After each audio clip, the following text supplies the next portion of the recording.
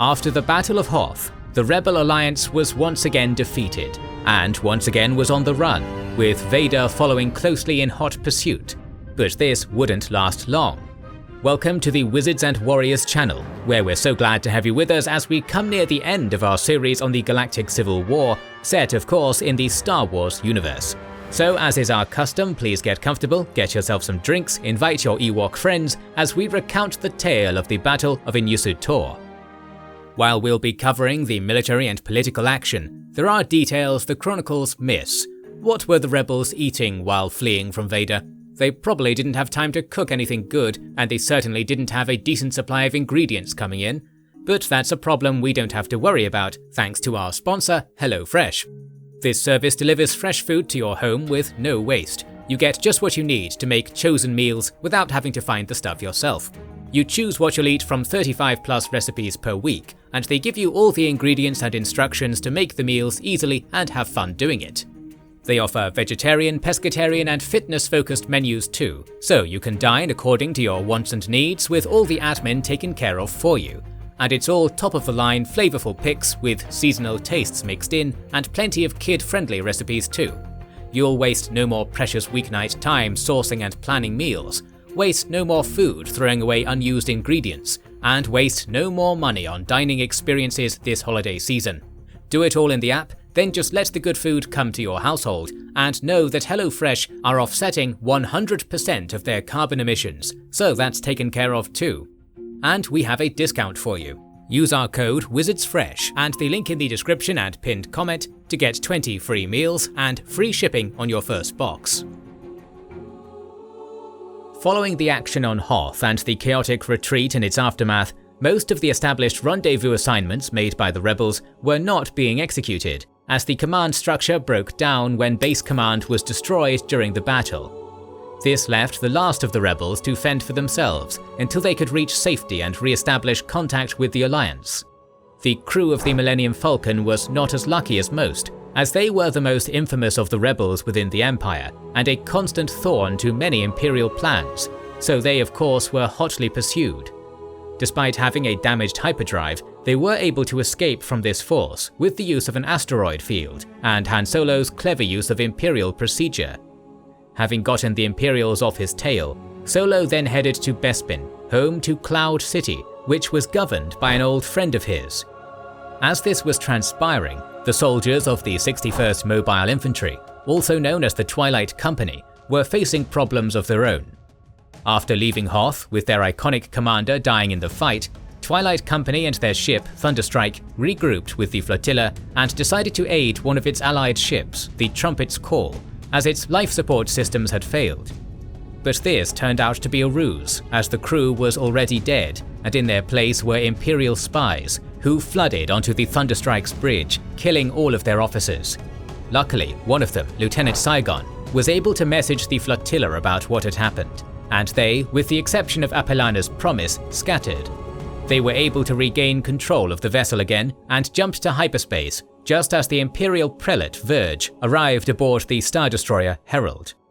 Having narrowly dodged this trap, they rendezvoused on Ankarel for repairs, where many rebels were considering quitting the rebellion altogether.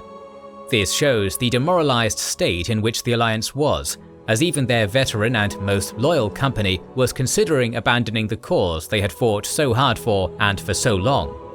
But they came together nonetheless under the command of Acting Captain Hazram Namir, who knew that in order for Twilight Company to remain intact, they needed a distraction. To this end, he conducted a meeting with the Imperial defector Avery Chalice, who urged him to go with the target she had urged Rebel Command to attack at the Kuat Drive Yards. These shipyards were within the core region and produced a massive amount of the ships used by the Empire, as well as many of their vehicles, so a successful attack on such an objective would cripple the Imperial war effort, as more ships were needed to deal with the unrest generated by the rebellion. Kuat Drives, however, was protected, making a direct assault impossible with a 400-man force and 2 ships, but it still was not impossible to take, as most of the Imperial fleets were in the mid and outer rims hunting the rebels, with the core worlds having only garrison forces. so the plan was to attack a series of targets around but not near Kuat so as to avoid suspicion and get the defending force out of Kuat and afterwards attack Kuat. The rebels dubbed it Operation Ringbreaker and started waiting for their ships to finish repair to begin the operation.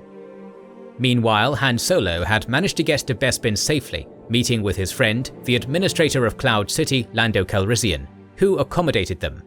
But it was a trap. Solo had escaped from the Imperials, but didn't realize that he was being tailed by none other than the bounty hunter Boba Fett, who informed Vader of Solo's most likely location and arrived there, with Vader forcing Calrissian to agree to help them trap Solo or face the wrath of the Empire. Knowing a threat from Vader was never idle, Calrissian agreed, and the crew of the Millennium Falcon was captured. After interrogating and torturing Solo, Vader had him frozen in carbonite to test the trap he had intended for Skywalker, and then handed Solo over to Fett as the Hutt clan still had a bounty on him. The rest of the crew, including Chewbacca and Leia, was kept on Bespin to await the arrival of Skywalker, and he didn't have to wait long.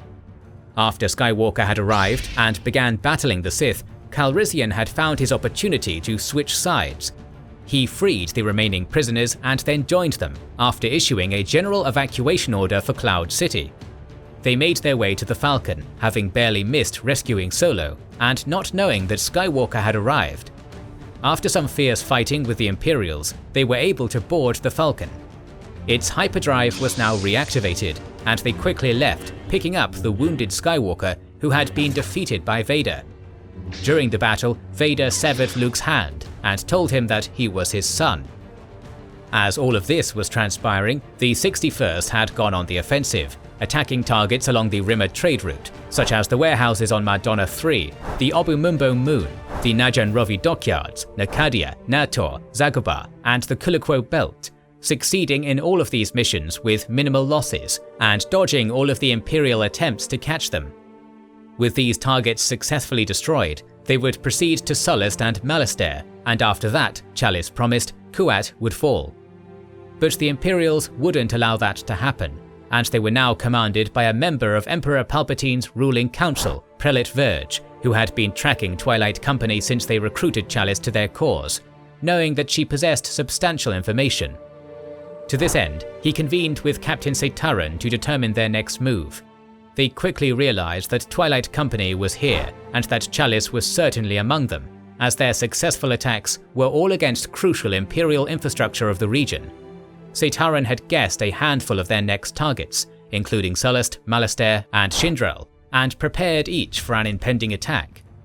Soon the 97th Legion stationed on Sullust alerted the Star Destroyer Herald that it was being attacked, and Seitaran quickly dispatched Vixa's squadron to Sullust.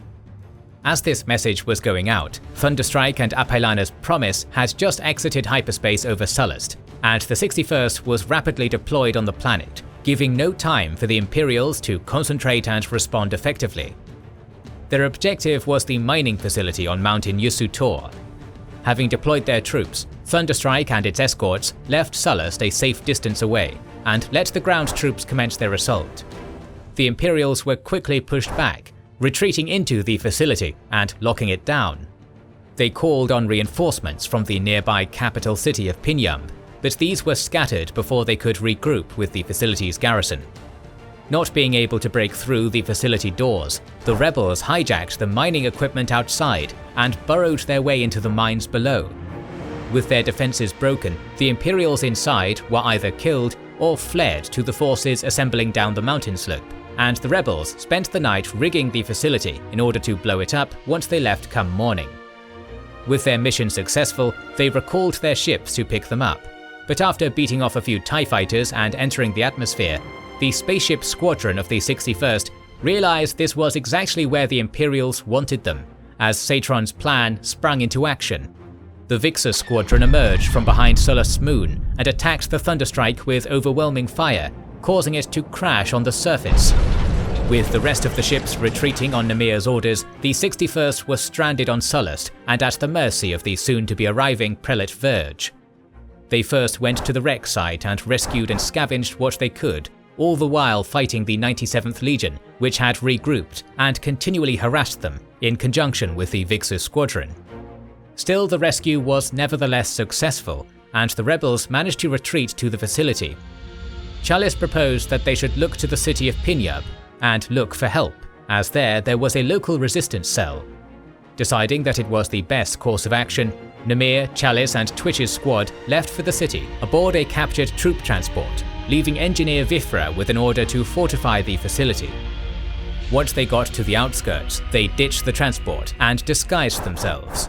They found the city on lockdown due to their recent attack, but continued on, managing to evade the light patrols and looking for an old safe house which was supposed to be there according to the files of their old Captain Evon, all while keeping an eye out for the Solustan resistance. Not long after getting to the safe house, they were beset upon by stormtroopers, and during the skirmish, Namir was captured. However, his captivity was brief, as he was soon saved by the Solustan resistance, and they took him to their base, where they found out that the resistance would be of no use in helping them, as it consisted of only 4 people. But these fighters were now emboldened to fight for their planet, as Twilight Company's arrival was a spark of hope for them. Namir proposed a plan to unite with the other cells and take Pinyab, deciding that it was better to die fighting for the people of Sullust than continue the campaign and harass the Empire. The cell then assisted him in his return to the facility. Back there, he was told that Chalice and one of the scouts had made it back, and in his absence, she took over. Namir immediately started regaining command and making plans. However, Chalice ignored him and showed insubordination, for which she was immobilized by the soldiers, allowing Namir to regain control. The rest of the officers agreed to make their last stand on Inyusu Tor. They knew that the Empire would arrive, and so they made preparations. Arriving above the planet, Verge dispatched his forces to take the facility via ground assault. But the Twilight Company expected this, and decided to use the fact that the Empire wanted the facility intact. The Imperial forces consisted of the 97th Legion, which had already established a siege line as best they could around the facility, a large but unspecified number of spaceships and stormtroopers sent to the surface by the Herald, as well as several airspeeder bombers and ATST walkers. The rebels, meanwhile, had only around 370 or so men, but they were nearly all veterans and were prepared to make the Imperials pay for every inch of ground as they crawled up the mountain. The assault began with a general bombardment of the area up around the facility, and then the Imperials advanced up the slope. Soon they came into contact with the first rebel line, situated behind rocks and various sorts of cover, who sprang out with each shot, finding a mark, stunning the advance. The bombing had done little to no damage to any of the rebels. Despite the heavy losses, the Imperials continued advancing, slowly getting closer, but as they did that, the rebels began to fall back. Once the Imperial advance reached the first line abandoned by the rebels, Namir's soldiers detonated the leftover iron mines, killing all nearby stormtroopers and downing an ATST. This caused massive casualties and allowed the rebels to fully retreat to the second line. This line was much more heavily fortified, with blaster cannons and mortars dotted all along the newly dug trench line. The stormtroopers were ordered to attack, and they started crossing the gorge under a hail of fire, losing many. When they were 50 meters from the trench, they let their ATSTs overtake the advanced line and storm the trenches. The walkers were able to breach the line, losing only one in the advance, and began wreaking havoc among the rebels, pinning them down. Namir knew that he'd have to destroy the walkers or lose his entire unit, so he ordered the squads to fall back to the perimeter of the facility and commenced a general bombardment of the second line. This worked, destroying nearly all of the Imperial walkers, but also cost the lives of several rebels who could not escape. Namir now gathered his men on the perimeter line and moved the wounded inside the facility as the Imperials regrouped. It was becoming clear that taking the facility fully intact would be impossible, so Herald entered the atmosphere and began blasting the outer defense line of the rebels, killing many. However, suddenly the Herald stopped. The Apailaner's promise had returned, along with its 2 X-Wing escorts, and began harassing the ship. It by no means could take out a Star Destroyer, but the Brahatok gunship could not be ignored. So the Herald turned its attention to the rebel vessel, giving the rebels on the ground some reprieve. This boosted the morale of the defenders and left the Imperials on the ground to fend for themselves. The Imperials resumed their advance up the slope, but were suddenly counterattacked by the 61st, and the rebels temporarily halted the stormtroopers, forcing them to fall back. Soon the Emperor's henchmen received the order to push again and restarted their advance.